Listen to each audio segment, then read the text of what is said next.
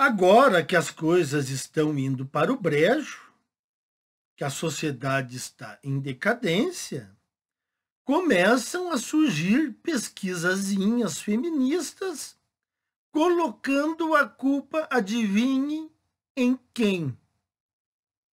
Nos homens. Isso mesmo. Mais um artigo que eu trago aqui de uma mulher fazendo um contorcionismo mental para colocar a culpa da queda da taxa de natalidade nos homens. Eu já trouxe um vídeo aqui de uma pesquisadora de uma universidade que colocou a culpa nos homens, pois agora surgiu mais uma. É incrível, meus caros, como as mulheres incentivadas pelo feminismo, elas não assumem a sua parte de culpa. Que, na verdade, é a maior parte. A culpa maior.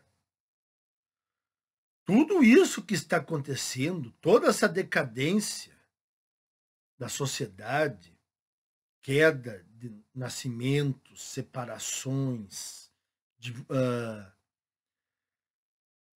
alienação parental, toda essa destruição é capitaneada pelo feminismo e pelas mulheres.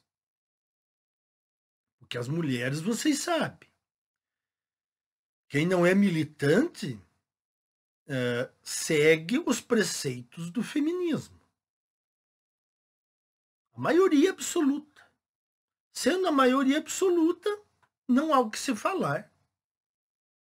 Exceções não adiantam. Então eu trago aqui uma reportagem sobre a taxa de natalidade, já começando com uma tentativa de enganação aqui por parte da matéria. Porque eles colocaram no título como se fosse um homem que tivesse feito uma pesquisa. Mas não, foi uma mulher ganhadora do Prêmio Nobel de Economia de 2023. É isso, senhores, que me assusta também.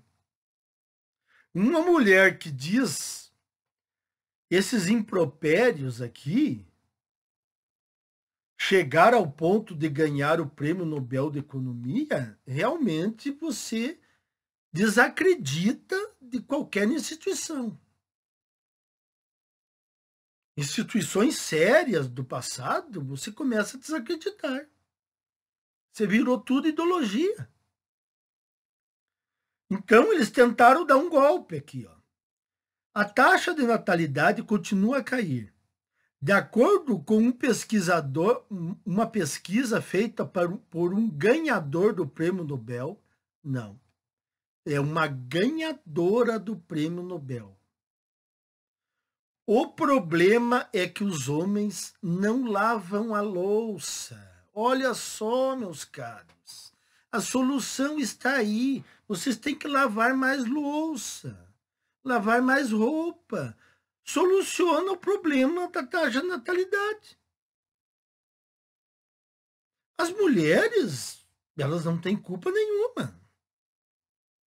Elas são entes inanimados. Elas não decidem, elas não engravidam,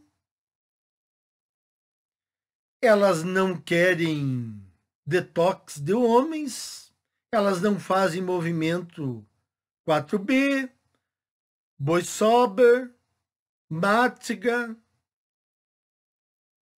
As mulheres não vivem aí dizendo que não precisam de homens para nada.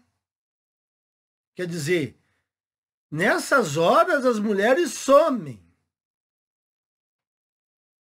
Não tem culpa de nada. O que eles acham de culpa são fatores externos e, logicamente, os homens. Os homens têm culpa, as mulheres não. Todas as decisões que elas tomam não têm influência nenhuma. As taxas de natalidade caíram drasticamente em todo o mundo, a ponto de constituírem um problema global, que alguns políticos de extrema-direita chamam de colapso demográfico iminente. Eu não sei por que usar extrema-direita aqui, né? O artigo já é de mídia progressista. As Nações Unidas têm uma explicação aparentemente simples para isso. Segundo o último relatório do Fundo de População das Nações Unidas, não se trata de falta de desejo de ser mãe. Se trata sim. As mulheres não querem mais filhos. Eu já disse isso. Este é o grande motivo. As mulheres querem as suas vidas, os seus trabalhos. Elas não querem mais lar, marido e filhos. Sim, é a falta de desejo das mulheres em serem mães. Mas a ONU diz que são circunstâncias econômicas que nos impedem de ter filhos. Negativo. Não são circunstâncias econômicas, porque a queda da taxa de natalidade começou justamente entre os casais mais ricos dos países mais ricos. Justamente os casais que poderiam ter mais filhos, porque possuem mais dinheiro, são os que têm menos filhos. Então, o problema principal não é econômico.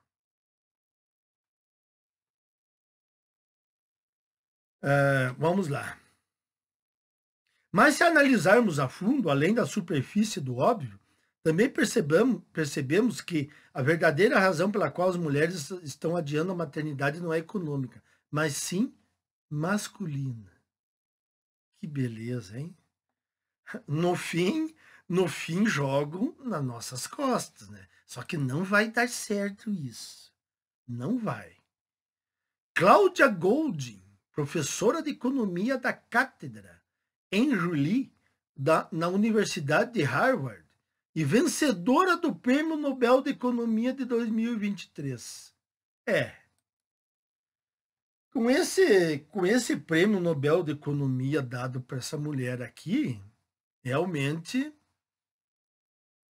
perdeu a credibilidade o Prêmio Nobel. Apontou uma realidade que muitos não enxergam.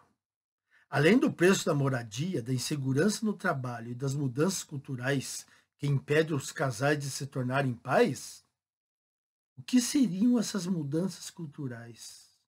Feminismo? Ela não toca no assunto. Engraçado, nenhum dos artigos que eu trouxe aqui, eles falaram do feminismo, né? E nem da participação das mulheres. Há algo acontecendo, ou melhor, não acontecendo, dentro dos lares. Para entender a situação atual, é necessário contextualizá-la. Aí eles dizem aqui que, de acordo com o relatório da ONU, 55% dos países têm uma taxa de fertilidade de menos de 2,1 filhos por mulher. 10% dos países têm uma taxa de fertilidade inferior a 1,4 filhos, como China e o Japão. A Espanha sequer atinge esses números e é o segundo país da União Europeia com a menor taxa de fertilidade, com 1,12. Alguns países apresentam números extremamente baixos, como a Coreia do Sul, com 0,78 filhos por mulher. A Coreia e esses outros países aqui já eram. Não se trata de dinheiro, é que você não lava a louça. Cláudia Goldin fez uma declaração impactante em sua obra mais recente, Bebês e Macroeconomia. Eu até gostaria de ler esse livro. Eu já li livros intragáveis de feministas. Eu conseguiria ler isso aqui. Ia demorar, mas eu ia conseguir ler. Só para me ver, assim, as bizarrices que estão escritas nesse livro. E explicando que a queda na taxa de natalidade mascara muito mais do que aparenta. Não se trata apenas de dinheiro, mas também de estrutura, papéis de gênero e perspectivas. É evidente que o contexto econômico importa, e estudos sociológicos confirmam que as circunstâncias econômicas influenciam os planos de vida dos jovens, mas o dinheiro é apenas parte de algo maior. Segundo Golding, a combinação de normas de gênero. Normas de gênero remete ao quê? Feminismo. Crescimento e adaptação cultural molda nossa decisão de ter filhos. Alguns jovens chegam a afirmar que simplesmente não querem filhos porque têm outras aspirações de vida. Quais jovens? Mulheres ou homens? A maioria absoluta, mulheres jovens. Elas não querem mais filhos. Obviamente, os rapazes vão ir nessa esteira também. Principalmente porque o casamento para o homem e ter filhos para o homem hoje em dia pode significar uma bancarrota. Mas esses jovens, majoritariamente, quase 100%, são mulheres jovens. Como Golding explica em seu relatório, nas últimas décadas, milhões de jovens cresceram entre dois mundos, um herdado e outro adotado. O primeiro é o mundo tradicional, onde as mulheres carregavam o fardo do lar. Carregavam o fardo do lar e tinham uma penca de filhos. Como é que se explica isso?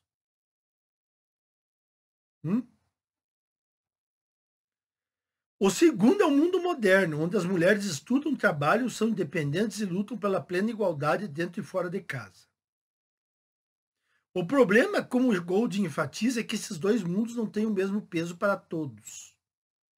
Óbvio, as mulheres quiseram abraçar as coisas que os homens faziam.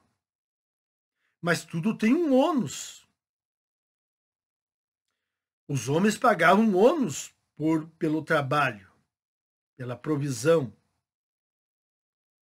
As mulheres acharam que isso era barbada.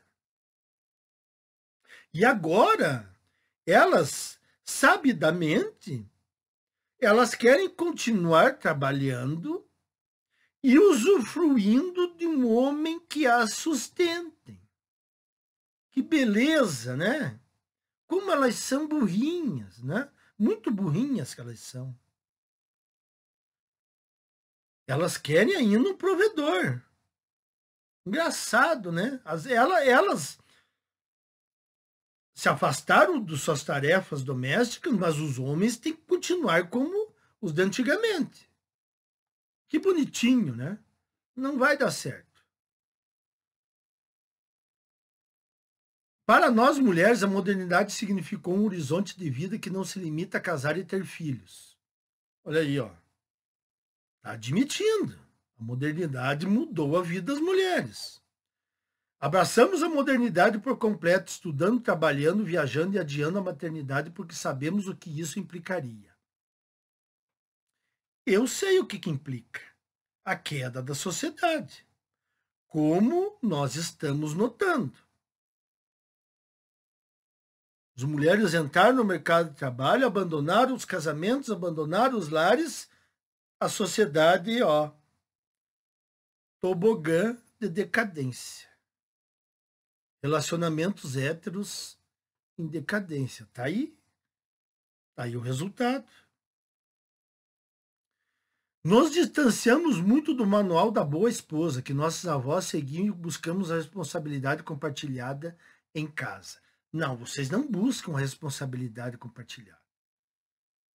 Vocês buscam ter as suas vidas empregatícias sem responsabilidade nenhuma em casa. E quando tem alguma responsabilidade, é um queixume que homem nenhum aguenta. A não ser os bois domados. Esses aí aguentam. Mas o homem com mínimo de honra não aguenta. Porque é reclamação e reclamação. Porque elas não querem isso. Para os homens, no entanto, a modernidade não transformou suas vidas da mesma forma, especialmente dentro de casa. Não transformou, transformou para pior. O homem, hoje em dia, dentro de um casamento com filhos, ele é um pária.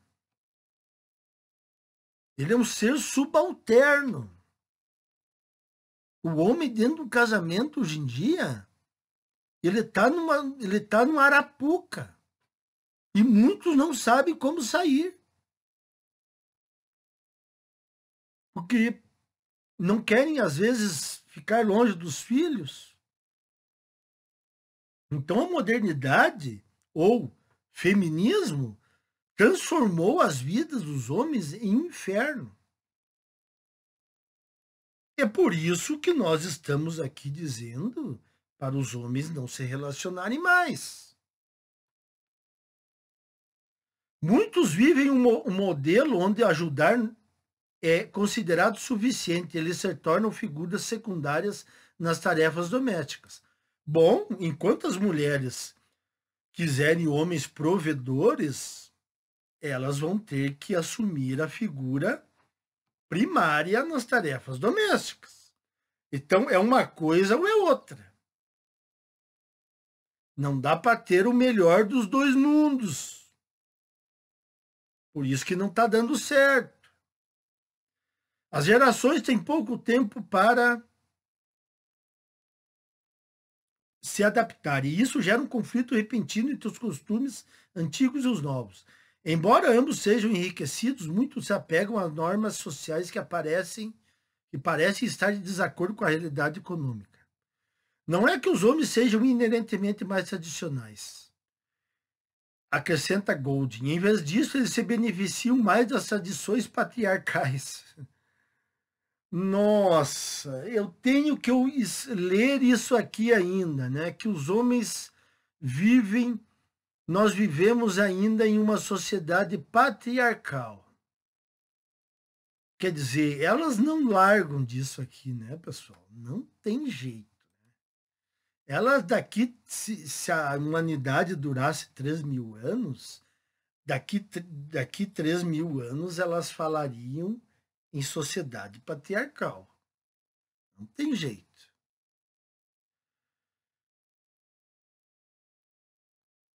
O choque entre esses dois mundos se torna um problema real quando ambos decidem ter um filho. E surgem dúvidas sobre quem pedirá a redução da jornada de trabalho ou quem será responsável pelas consultas com o pediatra, pelas mochilas escolares ou pelas refeições. A balança continua pendendo para o mesmo lado, para elas. É óbvio, como eu disse aqui, quanto o homem bancar a maior parte da coisa, a mulher vai ter que assumir a responsabilidade. Vamos fazer um pensamento hipotético aqui. Digamos que os homens assumissem a maior parte das responsabilidades domésticas. O que aconteceria? O seu nível de ganho diminuiria. Consequentemente, as mulheres teriam que entrar como provedoras do lar. Só que as mulheres não querem entrar como provedoras do lar. Será que é difícil de perceber isso ou ela está escondendo isso? Se ela esconde, eu digo, as mulheres não sustentam homens. Homem parado em casa é sinal de divórcio. Então, isso aqui é uma balela que ela está dizendo. Golding utiliza estatísticas para mostrar o que muitas mulheres vêm dizendo há anos, que a desigualdade no lar é um dos fatores mais decisivos e menos reconhecidos por trás da queda nas taxas de natalidade. Negativo. Se fosse a desigualdade mesmo, antigamente é que não poderia haver filhos. Não que aquela desigualdade não fosse algo conveniente para ambos. As mulheres não tinham emprego. Os homens é que tinham emprego ambientes pesadíssimos que as mulheres não conseguiam. Mas na lavoura as mulheres até ajudavam. E mesmo assim, tinha uma penca de filhos. Então a desigualdade no cuidado do lar teria que acontecer lá no passado. As mulheres lá no passado é que não teriam muitos filhos, ou se recusariam a ter filhos. Mas o que acontece é o contrário. É hoje em dia que as mulheres não querem mais filhos. Embora os homens estejam se dedicando mais ao cuidado das crianças. Paradoxalmente, com o aumento do cuidado dos homens, as mulheres querem ter menos filhos. Então não é a desigualdade também. Porque a desigualdade diminuiu. Os homens são mais participativos. Quando nasce um filho, essa desigualdade dentro do casal dispara. Elas insistem na desigualdade. As responsabilidades domésticas de cuidado das mulheres aumentam drasticamente. Embora os homens também aumentem as suas, não o fazem na mesma proporção. É por isso que a economista repete consistentemente que dinheiro não basta. Porque o problema é que são duas pessoas vivendo em tempos diferentes. Sim, o homem ele vai ter que prover a casa, ele vai ter que dar a manutenção da casa, ele vai ter que ir atrás do pedreiro, do carpinteiro, do marceneiro, do eletricista. As mulheres vão atrás desses profissionais? Não vão. Não vão, é o homem que vai. Então as mulheres estão querendo sair das suas responsabilidades e deixar só nas costas dos homens. Esta é a realidade, não adianta tapar o sol com a peneira. Os dados são claros e consistentes. Na maioria dos países desenvolvidos, as mulheres realizam mais do que o dobro das tarefas domésticas de cuidado com outras pessoas do que os homens. Não acredito nisso aqui. Esses dados são, hoje em dia, esses dados são, passam pelo crivo do feminismo. Então, eles são distorcidos. Eu não posso acreditar que mulheres ricas em países desenvolvidos façam trabalho doméstico que nem as mulheres de um país pobre. Não acredito nisso. Elas geralmente têm empregadas. E nem filhos elas têm. Então, contrata uma diarista ali para manter a casa e o homem vai para o seu trabalho, a mulher vai para o seu trabalho. Não acredito nesses dados aqui claros e consistentes, segundo a dona Goldin. Segundo a Oxfam, 53% das mulheres lavam roupa, em comparação com apenas 13% dos homens. A limpeza da casa é responsabilidade de 45% das mulheres, contra 9,9% dos homens. E cozinhar também é responsabilidade das mulheres. É que nem eu disse. Se as mulheres não admitem sustentar o homem, se elas querem ser sustentadas, elas vão ter que arcar com a maior parte das tarefas de dentro de casa, embora o homem continue lidando na parte externa da casa. Mas dentro de casa vai ter que ser a mulher, não tem outro jeito. Vocês não vão conseguir empurrar os homens para isso. Não dá certo. Tanto não dá certo que a sociedade está em decadência. Após o nascimento de um filho, as mulheres aumentam significativamente o tempo dedicado às tarefas domésticas, enquanto os homens reduzem esse tempo. Nos países mais ricos, as mulheres dedicam 4,1 horas por dia às tarefas domésticas. E a diferença em atividades como limpeza ou culinária chega a quase 2 horas diárias em comparação aos homens, segundo o FMI. Também não acredito nesses relatórios do FMI. É tudo com viés feminista. Mulheres ricas, carreiristas, não vão lavar o banheiro. Não acredito nisso. Reparem aí nas suas cidades, mulheres ricas. Observem as suas mãos.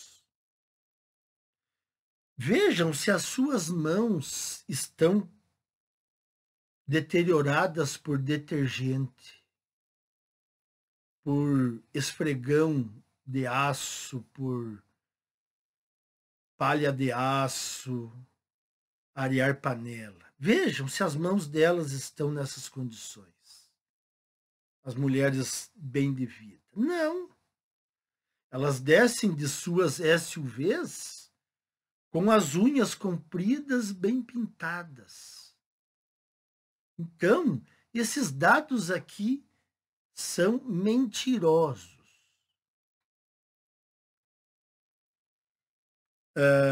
Para Goldin, grande parte da mudança na fertilidade dependerá dos homens assumirem mais tarefas domésticas à medida que as mulheres entram no mercado de trabalho, especialmente se houver crianças em casa. Mas olha, é justamente o contrário que acontece. Quanto mais as mulheres entram no mercado de trabalho, menos elas querem ter filhos. Mas essa idiota ainda ganha o prêmio Nobel. É justamente o contrário que acontece. E a mesma coisa que eu falei antes, se os homens assumirem mais tarefas domésticas, as mulheres não vão querer sustentar os homens. Isso é o que se conhece como equidade entre os parceiros, e implica uma divisão equilibrada das responsabilidades domésticas. Não, não é divisão equilibrada. As mulheres, elas querem fugir das suas responsabilidades. É isso. Querem jogar que o homem faça tudo. E, infelizmente, há bois domados, bois de canga, que se submetem a isso, né? É um vexame. É um vexame que existam homens assim. Fica lá, areando a panela, lavando o prato, enquanto a mulher está, né? Sabe-se lá onde. A solução de Cláudia Goldin. Vamos ver que solução que ela dá. Dado que esse é um problema estrutural influenciado por muitos fatores, é evidente que a nível político precisamos de políticas públicas que realmente possibilitem o equilíbrio de vida profissional e pessoal. Não, políticas públicas não adianta. Os países que tentaram não deu certo. Não deu certo porque é uma decisão das mulheres. E, obviamente, os homens estão entrando na onda, né? De não ter filhos. Porque para o homem não tem vantagem nenhuma. Mas quem começou foram as mulheres. Então, não adianta dar creche, dar assistência, bônus. Elas não querem filhos. Então, que possibilite o equilíbrio entre vida profissional e pessoal e das empresas que compreendam que as pessoas têm família e, por vezes, filhos. Bom, as empresas elas vão levar assim, ó, um colapso. As empresas que insistirem nesse modelo de contratação feminina, elas vão levar uma rasteira que elas vão se arrepender amargamente. Algumas já estão mudando. Algumas espertas já estão mudando. Mas as que insistirem nesse modelo vão entrar pelo cano.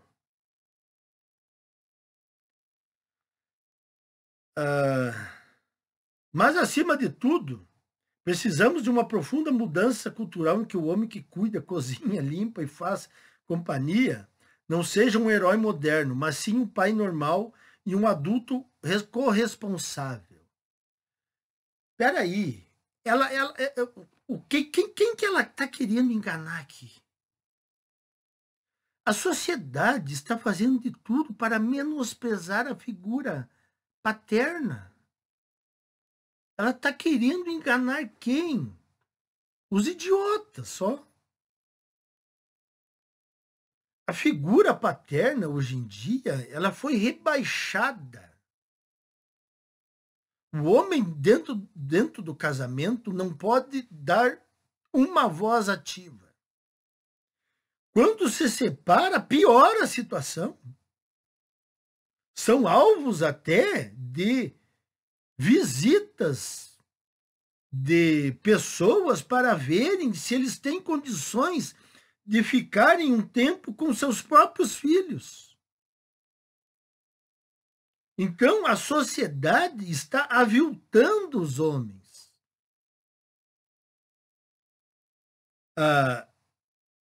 Não tem nada de pai herói moderno, adulto corresponsável. O sistema ele trabalha para achincalhar com os homens. Tanto dentro do casamento, quanto na separação. Segundo Goldin, a solução pode estar em olhar para o passado com novos olhos. Ela explica que o baby boom americano do final da década de 1950, em que as mulheres tiveram mais de 3,5 filhos, é um exemplo de um país rico que aumentou temporariamente sua taxa de natalidade. Isso foi alcançado glorificando o casamento, a maternidade, a figura da boa esposa e o lar. Ela propõe que as coisas deveriam ser um pouco diferentes agora. As sociedades que desejam incentivar mais nascimentos, hoje, deveriam tentar venerar a paternidade da mesma forma que a maternidade foi venerada no passado. Se funcionou uma vez, fazer isso novamente, mas com uma inversão de papéis, não é impossível e poderia mudar tudo. E quem que vai venerar a paternidade, dona Gold? Quem? Você pode me citar qual sociedade as mulheres vão venerar a paternidade? As mulheres modernas? Não. Eu aposto que não. Os políticos? Não. O judiciário? Não. A mídia? Não. Então, quem que vai venerar a paternidade? Nós estamos sob um caminhão de leis aprovadas em prol do feminino. Como é que você vai venerar a paternidade se você tem, por exemplo, no caso do Brasil, Lei Maria da Penha, medidas protetivas. Afastamento do lar é uma delas. Você pode sair da sua casa. Falsas acusações. Divórcios pedidos pelas mulheres em quase 80% dos casos. Alienação parental correndo solta. Pensão alimentícia reivindicada pelas mulheres. Pensões absurdas. Mulheres ficando em mais de 90% com a guarda unilateral dos filhos. Isso é venerar a paternidade? É isso que ela espera de veneração à paternidade? O homem casado hoje em dia, o homem separado, ele é considerado um pária.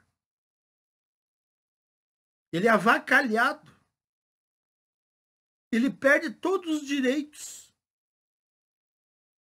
Então, esse malabarismo dessa senhora Goldin aqui, isso aqui é tudo retórica feminista. A realidade é totalmente diferente. Quem afundou as sociedades, relacionamentos, lares, maridos, filhos, foi o feminismo e as mulheres que abraçaram o feminismo, com o apoio de homens domados. Os bois de canga, que a gente sempre cita aqui. Agora, nós desconstruímos isso. Mais um artigo aqui que foi desconstruído. Então, meus caros, assim, ó, a coisa, ela está decidida, como eu já disse há um tempo atrás aqui. Estou apenas lapidando os assuntos. Coisa, ela você já tem uma definição. As mulheres, elas já optaram por um caminho, que é um caminho de não lar, não marido, não filhos. Porventura, algumas vão querer alguém no futuro para se encostar, mas a tendência é que elas fiquem mesmo batendo na tecla da exigência de querer um homem perfeito. E o homem, ele não pode insistir em um arranjo casamenteiro que é totalmente desfavorável a ele. Tanto durante a constância da vida conjugal, quanto na separação. Dependendo das situações, um homem pode nunca mais se recuperar na vida.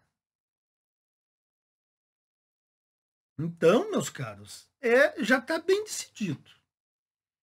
As mulheres tomaram o seu rumo e nós temos que tomar o nosso rumo. Vamos sair do jogo. Nada de relacionamentos sérios, nada de filhos, nada de compromisso. Pronto. Queriam a degradação da sociedade? Pois então, vamos lá. A sociedade que se vá, mas nós vamos nos proteger.